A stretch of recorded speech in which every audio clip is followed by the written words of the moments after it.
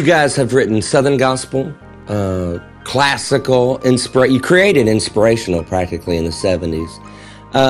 Why the different genres? And also you won the Stellar Award when you wrote Jesus, You're the Center of My Joy with Richard Smallwood, which is a prestigious award. You know what, and I think we're probably more proud of that particular award than anything that we have. And to know that today it is sung very much in black churches all across the country is quite exciting to us. Richard's manager got me together with him in Nashville for about an hour. That's all we had. And he said, "You have any ideas?" And I said, "Yeah, I got one, what we call a hook." And it was just that simple little, Jesus, you're the center of my joy. And we didn't have the rest of the lyrics. We just go da da da da da da da da da da da da da da da da da da da. Jesus, you're the center of my joy. and did a couple verses, musically, put it on a tape. I said, I'll take it home and let Gloria look at it. So I brought it home, and she said, this is just beautiful. A wonderful melody, and the harmonics are so beautiful. And then he took it and even arranged it more. I love the ending that he does. It just keeps going on and on and on. Listing all the things. Yeah. Listing all the things that thrills him about serving the Lord. I think it's a real moment of pride for us to have had the chance to write with Richard. What a wonderful musician.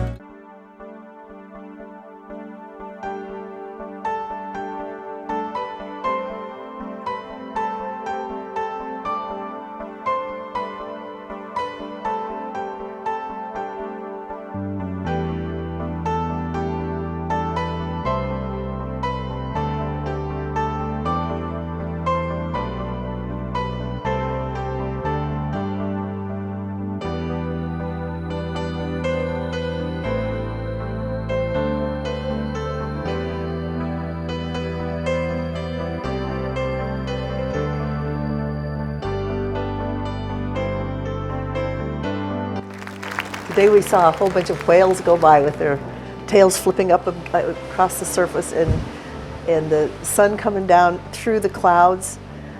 This is where you can see the clouds actually suck the moisture up from the ocean to rain back down, and we read about that in school, but to see it happen up here, the weather is so real, and what a beautiful, beautiful place.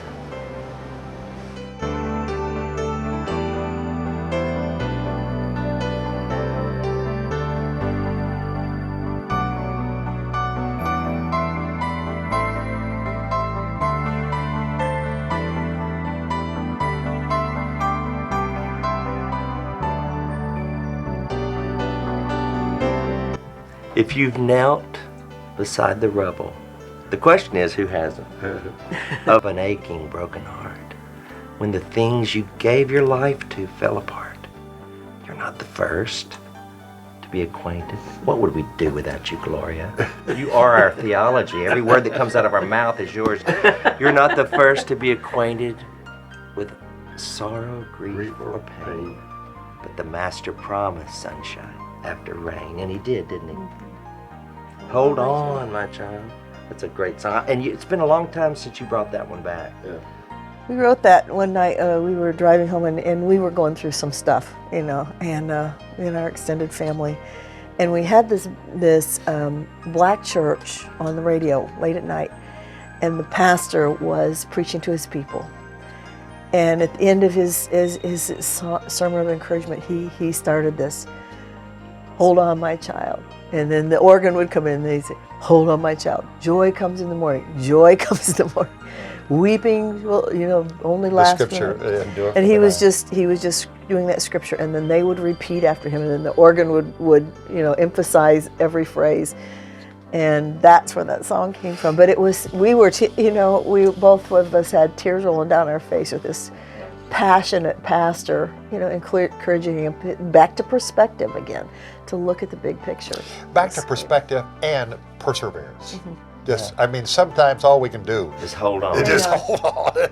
And I do think it takes some effort on our part at that point. I mean, God's not going to let us go, and we get all kind of theological arguments. God's not going to drop us. But I think sometimes we got to keep reaching for it and hold on to the truth and the reality that it's going to be good, even through tough times.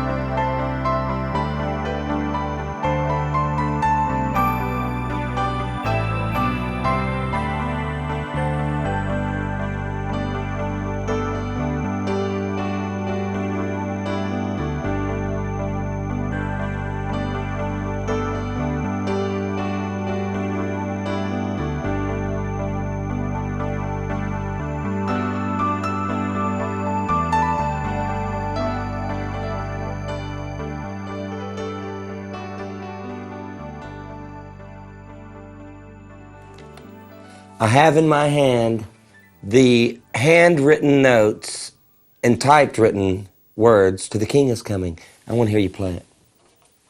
Put on your reading glasses.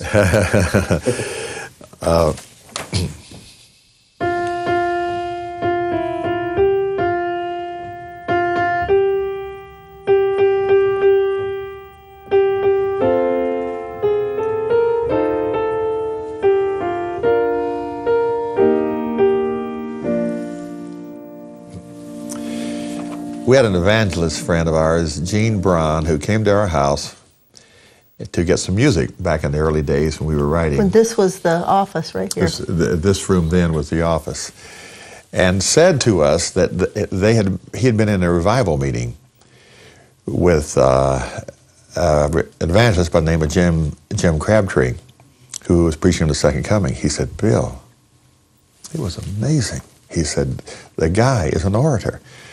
And when he got to the end of the sermon, he was going out to the crowd like a town crier, saying, the King is coming. Can you hear me? The King is coming. And this loud voice, the King is coming. He said, you've got to write a song with that. He said, man, if you could just heard that sermon, the King is coming, the King is coming. So Gloria and I said, fine. We put it there in our hook book. Yeah. And said, let's think about it and we'll pray about it. And a few days later, I came up with that simple little chorus. And on purpose, I kept the melody simple and let the harmony and the power chords work with it. We got a little chorus, and she started writing the verses, and the verses came very quickly. At the same time, we had another friend, Chuck Milhoff, an evangelist friend who stopped by. And while we were writing the tune, he was excited about it. He said, man, that is fantastic. You ought to have a phrase in it. And I think he said some phrase like... Regal robes are now unfolding. Regal robes are now What's unfolding. Heaven's grandstands are all in place, because he's an orator also. So you ought to have a phrase that says this and that. So there's some phrases in the last verse that Chuck also contributed to the song. So, After all that, when the song started to come, I was actually in the kitchen fixing lunch, and I had two little babies, and Suzanne was about 5, and at lunchtime everybody's hungry and you're doing everything, and then these words just started coming as fast as I could write them. I sat down, and Amy was on the floor pulling on my skirt, and Benji was sitting in my lap because he was just an infant at the time, and I was just writing as fast as I could write, and incorporated the 2 or 3 phrases that Chuck had thrown in. But when it started coming, you can't stop a song, it just comes. So I just sat at the kitchen table with 2 babies in my lap and wrote as fast as I could write. And here again, Doug came by, and we said, we got a new song for you. And he started singing. At the same time, I was going down to Nashville, and I went out to Brock and Faye Spears' home. They had just hired Sue Chenault then. Right. And which is Sue Dodge. They said, I think I got a song for you. Taught it to them around the piano. They left to go to a revival meeting, camp meeting up in Des Moines, Iowa. Ben or Brock called me after the first night, said, "You never seen anything like this." So we sang it the night for about 40 minutes. And the next night he called me and said, "We sang it again." And said, "I never saw anything like it in my life." The song really exploded and took off. And, since then it's